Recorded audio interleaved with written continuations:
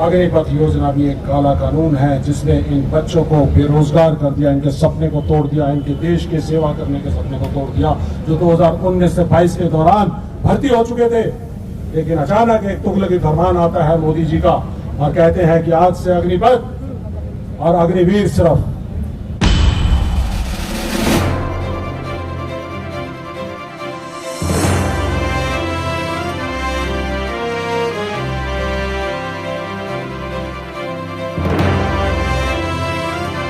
बच्चों का नायक अभिराज कहाँ है?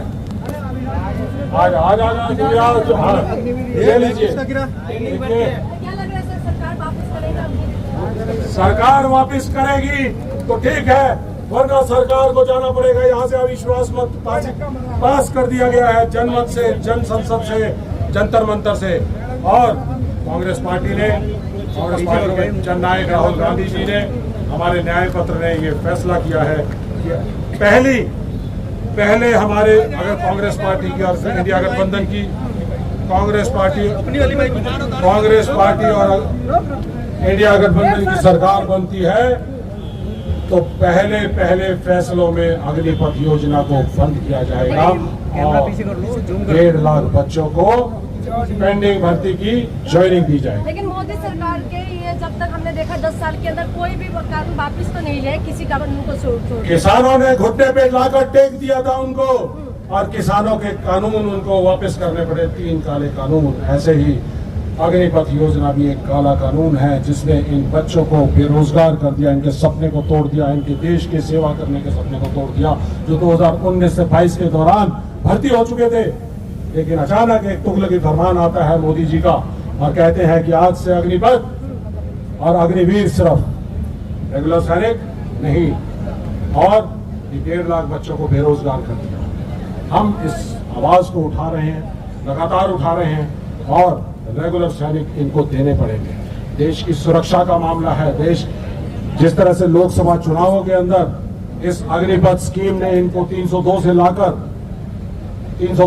240 पर छोड़ दिया है, जिनमें से 76 ऐसे इनके लोकसभा सांसद हैं जो 100 से कम वोटों से जीते हैं, जिसकी हेराफेरी से जिताया है। और अगर ये सही तरीके से चुनाव होते, ईवीएम इनके साथ नहीं होती, बैलेट पेपर से चुनाव होते और ऑर्गेनिक तरीके से चुनाव होते और लेवल प्लेइंग फील्ड होता, तो ये आज 100 के नीचे भी आगरा पार नहीं कर सकते थे। 100 का आगरा पार नहीं कर सकते। बना लिया ना सर, ये लंगड़ी लूली सरकार, बैसाखी वाली सरकार कितने दिन चलेगी आप लोगों को बहुत अच्छी तरह से बेहतरी से मालूम है, हमें भी मालूम है। 1 महीना, 1.5 महीना, 2 महीना, जिस सरकार को 15 दिन लग गए अपने शपथ ग्रहण के बाद कि हमें स्पीकर कौन चुनना है, हमारा होगा, एनडीए का होगा, इंडिया का होगा। घुटने टेक कर, माथा रगड़ कर राहुल गांधी जी के आगे हाथ जोड़ कर उन्होंने संसद में दिखाई दिया। आपने विजुअल्स देखे होंगे। तो ऐसे मोदी जी की फितरत नहीं थी। मोदी जी ने 10 साल एक तानाशाही सरकार चलाई है, तानाशाहों की तरह सरकार चलाई है। और इसी तरह से कभी उन्होंने 8 बजे आकर कहा कि लोग आज से नोटबंदी, फिर ऐसे ही उन्होंने आकर कहा। तो फायदा गिनवाते हैं ना कि अग्निवीर आने के बाद कितना कुछ फायदा है, फायदा गिनवा रहे हैं। मोदी जी डरते हैं, फायदा गिनवा रहे हैं। उनके पास फायदा गिनवाने के लिए एक भी नहीं था। हमने कहा 1 लाभार्थी तो लाइए। हमने 1.5 लाख लाभार्थी ये सामने खड़े किए जिनको बेरोजगार कर दिया। हमने कहा कि आप एक भी लाभार्थी दिखा दीजिए। कोई भी लाभार्थी नहीं दिखा पाए जो गिनवाते थे। तो क्यों जब इनको लगातार पहले, दूसरे, तीसरे, चौथे, 5वें चरण तक हार मिलती गई, रिपोर्ट आती गई ग्राउंड रिपोर्ट की हार रहे हैं, तो क्यों ये रोते इलेक्शन कमीशन ऑफ इंडिया के ऊपर इन्होंने गुहार लगाई कि भाई किसी तरह से बचा लो, अग्निपथ योजना के बारे में बात ना करें, अग्निवीरों के बारे में बात ना करें। इलेक्शन कमीशन ऑफ इंडिया ने एक लेटर जारी किया, खड़गे जी को, ऑनरेबल कांग्रेस प्रेसिडेंट को लेटर जारी किया कि आप बात ना करें।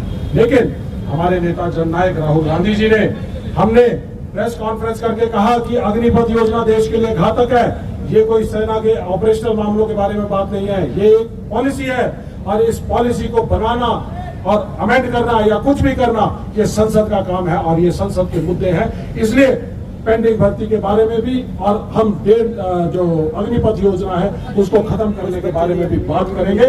तो मोदी जी क्यों डरते थे, क्यों आप इलेक्शन कमीशन ऑफ इंडिया के पीछे जाकर छुपे और ऐसा लेटर जाए। लेकिन बहुत सारे बच्चे सर अग्निवीर योजना के भर्ती भी हो रहे हैं, उनके लिए क्या कहेंगे, ऐसे कैसे रोक लेंगे? उनके लिए तो फायदेमंद है, वो कह रहे जा रहे हैं। देखिए ऐसा है, सेना की जो प्रक्रिया है वो कोई भी प्रक्रिया हो, हम उस प्रक्रिया में कोई ना तो बाधा डालते हैं। सैनिक हैं, पूर्व सैनिक हैं, देश की सुरक्षा के बारे में बात करते हैं। जो पॉलिसी उनको दी गई उस पॉलिसी के तहत वो काम कर रहे हैं।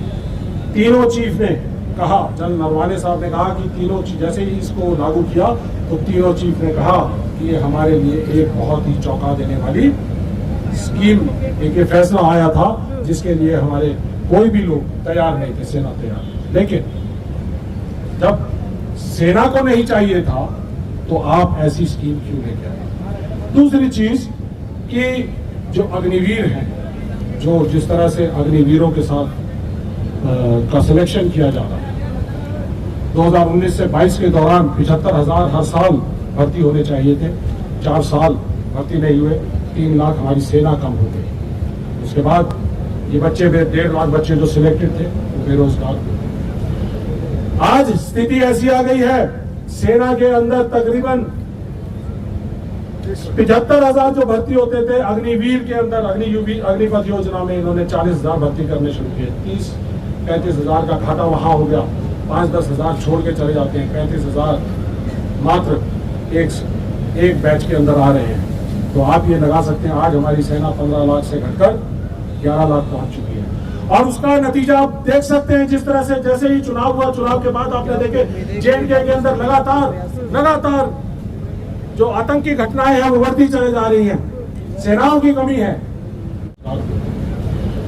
आज स्थिति ऐसी आ गई है, सेना के अंदर तकरीबन 75,000 जो भर्ती होते थे अग्निवीर के अंदर, अग्निपथ योजना में इन्होंने 40,000 भर्ती करने शुरू किए। 30-35,000 का घाटा वहां हो गया, 5-10 हजार छोड़ के चले जाते हैं, 35,000 मात्र एक बैच के अंदर आ रहे हैं। तो आप ये लगा सकते हैं आज हमारी सेना 15 लाख से घटकर 11 लाख पहुंच चुकी है। और उसका नतीजा आप देख सकते हैं, जिस तरह से जैसे ही चुनाव हुआ, चुनाव के बाद आपने देखे जेएनके के अंदर लगातार जो आतंकी घटनाएं हैं वो बढ़ती चले जा रही हैं। सेनाओं की कमी है। और उसका नतीजा आप देख सकते हैं, जिस तरह से जैसे ही चुनाव हुआ, चुनाव के बाद आपने देखे जेएनके के अंदर लगातार जो आतंकी घटनाएं हैं वो बढ़ती चले जा रही हैं। सेनाओं की कमी है।